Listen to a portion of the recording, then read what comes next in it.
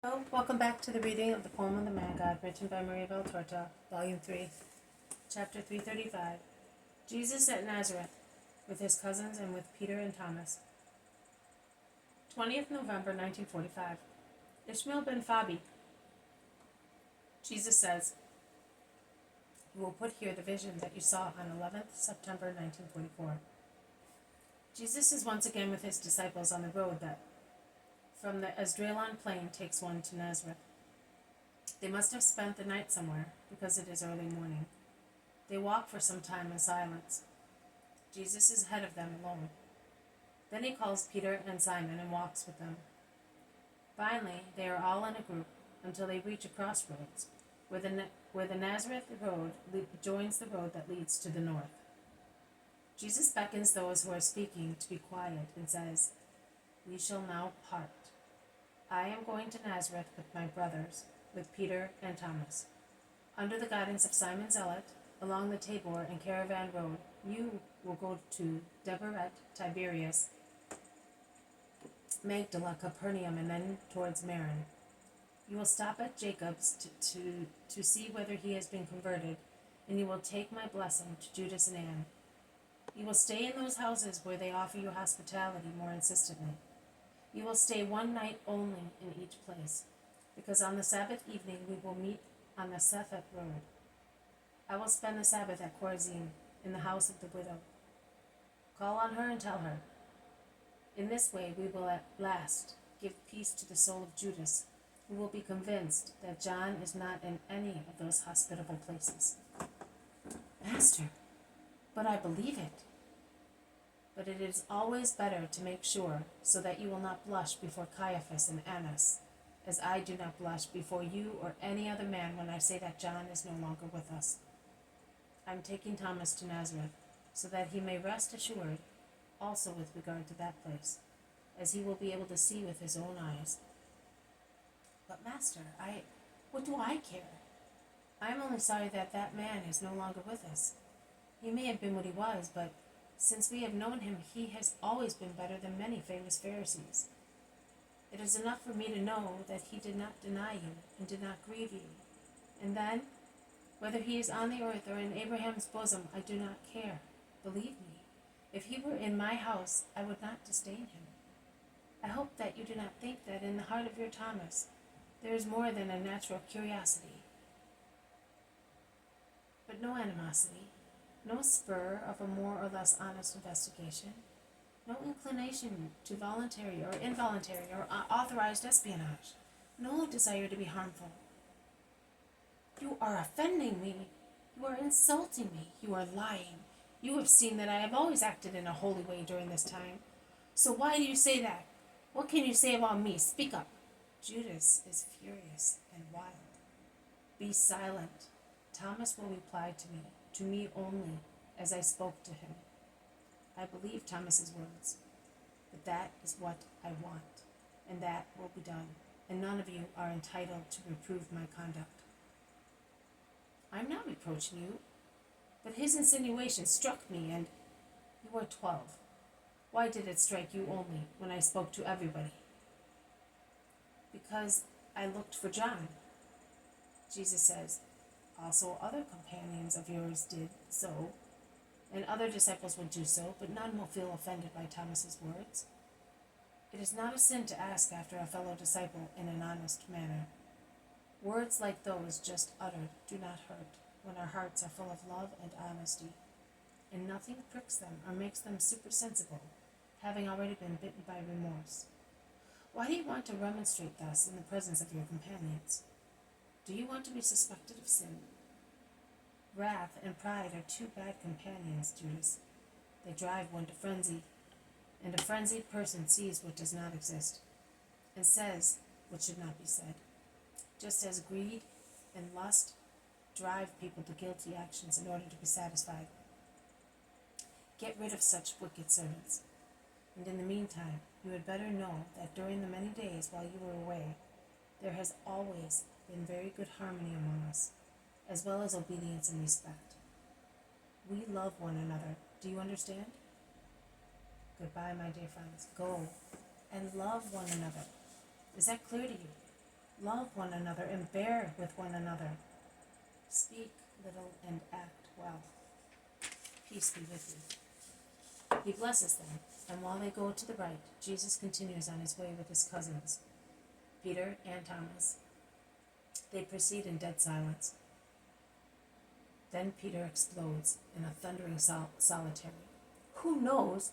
As a consequence of, I wonder what long meditation. Who knows? As a consequence of, I wonder what long meditation, the others look at him. Jesus immediately wards off possible questions by saying, Are you too happy to come to Nazareth with me? And he lays his arms around the shoulders of Peter and Thomas. Can you doubt it? Says Peter in his exuberance. Thomas, more calmly, with his plump face shining with joy, adds, Do you not know that to be near your mother is such a joy that I cannot find words to explain it to you? Mary is my love. I am not a virgin, and I was not against having a family, and I had already set my eyes on some girls, but I was uncertain as to which I should choose as my wife. But now, no, my love is Mary, the love exceeding sense. Sense dies only by thinking of her, the love that fills the soul with delight. I compare all the good I see in women, also in the dearest ones, such as my mother and my twin sister, to what I see in your mother, and I say to myself, all justice, grace, and beauty is in her. Her loving soul is a bed of heavenly flowers. Her appearance is a poem. Oh, in Israel we dare not think of angels, and with fearful reverence we look at the cherubim of the Holy of Holies. How foolish of us, as we do not tremble 10 times as much with venerable fear looking at her, because I am sure that in the eyes of God she exceeds all angelical beauty. Jesus looks at his apostle, who loves his mother so much that he seems to become almost spiritualized, as his feelings for Mary change his good-natured countenance so deeply. Well, we shall be with her for a few hours. We shall stay until the day after tomorrow. Then we shall go to Tiberias to see the 2 children and to get a boat to Capernaum. And what about Bethsaida? We will go there on our way back, Simon, to get margin for the Passover pilgrimage. It is the evening of the same day at Nazareth.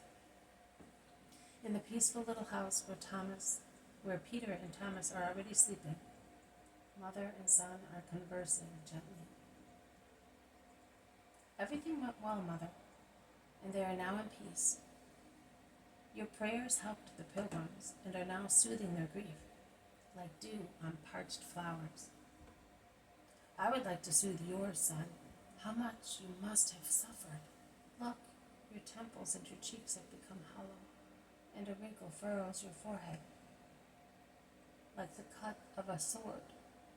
Who hurt you like that, my darling? The grief of having to grieve, Mother. Just that, my Jesus? Did your disciples distress you?